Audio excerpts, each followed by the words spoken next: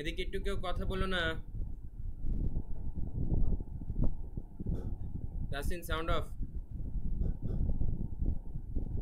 Tasin sound off please ভাই। Tasin sound of.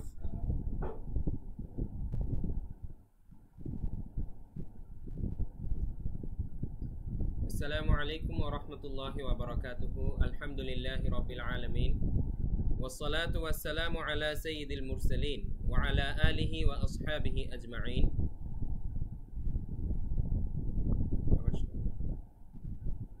আবার শুরু করেন, একটু বাদ দাও এই ভিডিওটা।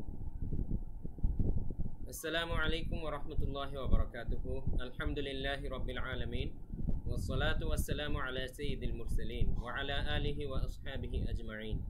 প্রিয় শিক্ষার্থীবৃন্দ, লাস্ট ক্লাসে আমরা শিখেছি বাকি অর্ধেক যে আমাদের ছোট হাতের অক্ষরগুলো ছিল সেগুলো আমরা শিখে এসেছি। এখন আমরা দেখব সেই বাকি অর্ধেক ছোট হাতের অক্ষরগুলো শব্দের মাঝখানে কিভাবে এবং কোথায় প্রয়োগ হয়।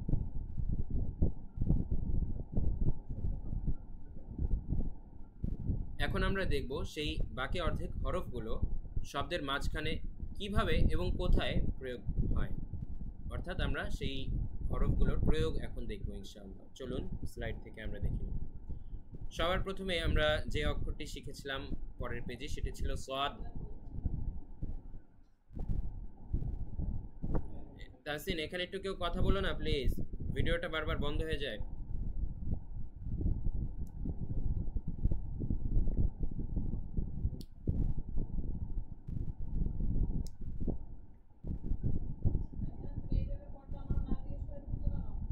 আচ্ছা, আবার রেখে যেতেছি একটু পর। আচ্ছা,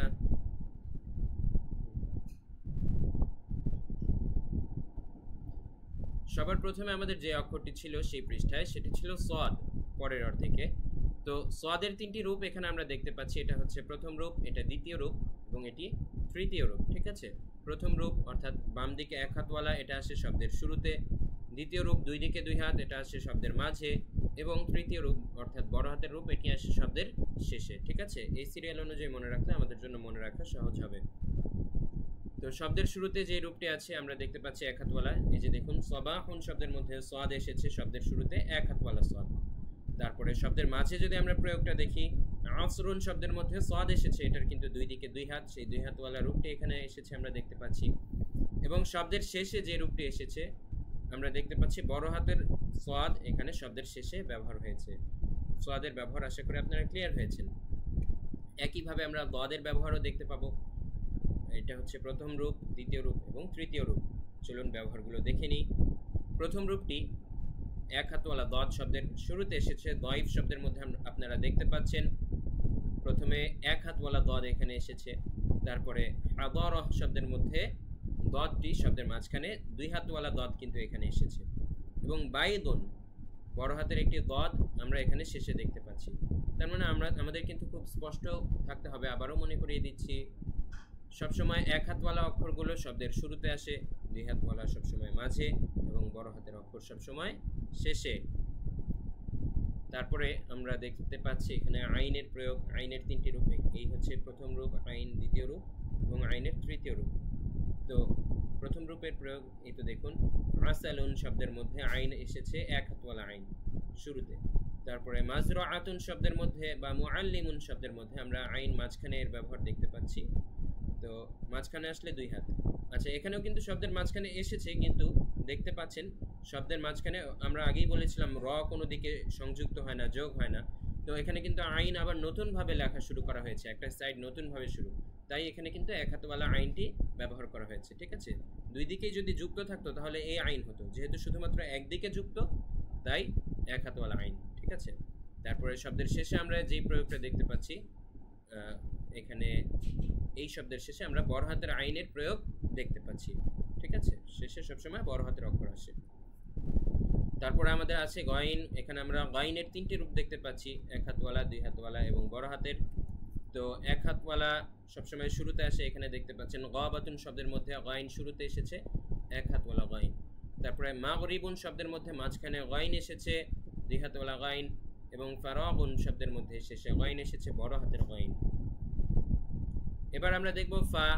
ফায়ের তিনটি রূপ, এক হাতওয়ালা ফা, দুই হাতওয়ালা ফা এবং বড় হাতের ফা।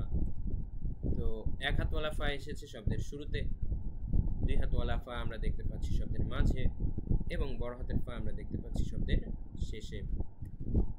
এবার দেখুন অফ, এখানে অফের তিনটি রূপ আপনারা দেখতে পাচ্ছেন, অফ অফ অফ। অফের তিনটি রূপের মধ্যে এই প্রথম রূপটি এক হাতওয়ালা শব্দের শুরুতে, দ্বিতীয় রূপ দুই হাতওয়ালা শব্দের মাঝখানে এবং তৃতীয় রূপ অর্থাৎ বড় হাতের অক্ষরটি আসে শব্দের শেষে। তারপরে আমরা দেখব কাফের ব্যবহার। কাফের তিনটি রূপ এখানে দেখতে পাচ্ছেন, এক হাতওয়ালা, দুই হাতওয়ালা এবং বড় হাতের কাফ।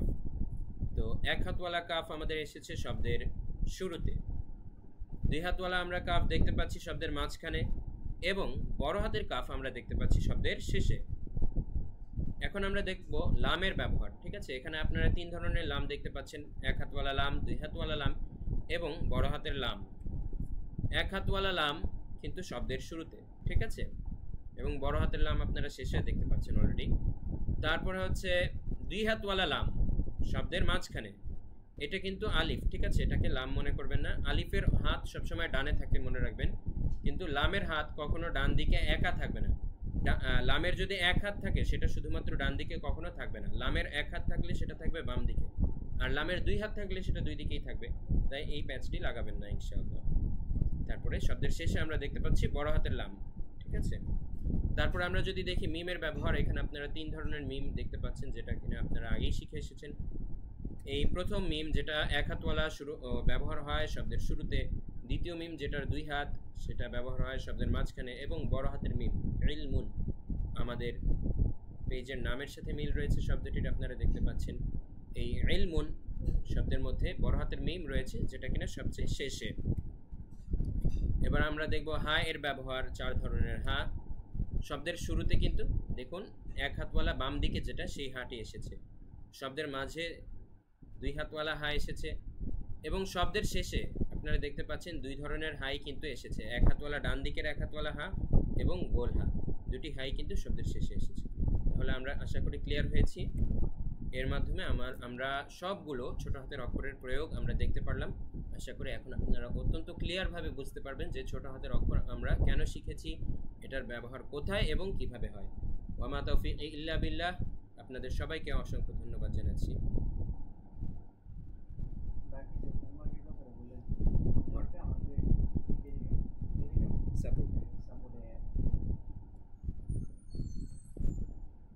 আপনাদের আজকের হোমওয়ার্ক থাকবে কি, আমি আবারও মনে করিয়ে দিচ্ছি, আপনারা প্রত্যেকটি হরফ বড় হাতের রূপ নিজেরা প্রথমে খাতায় লিখবেন, তারপরে বড় হাতের রূপ লেখার পরে কায়দাটি বন্ধ করে তার পাশে ছোট হাতের রূপগুলো আপনাদের নিজেদের লিখতে হবে।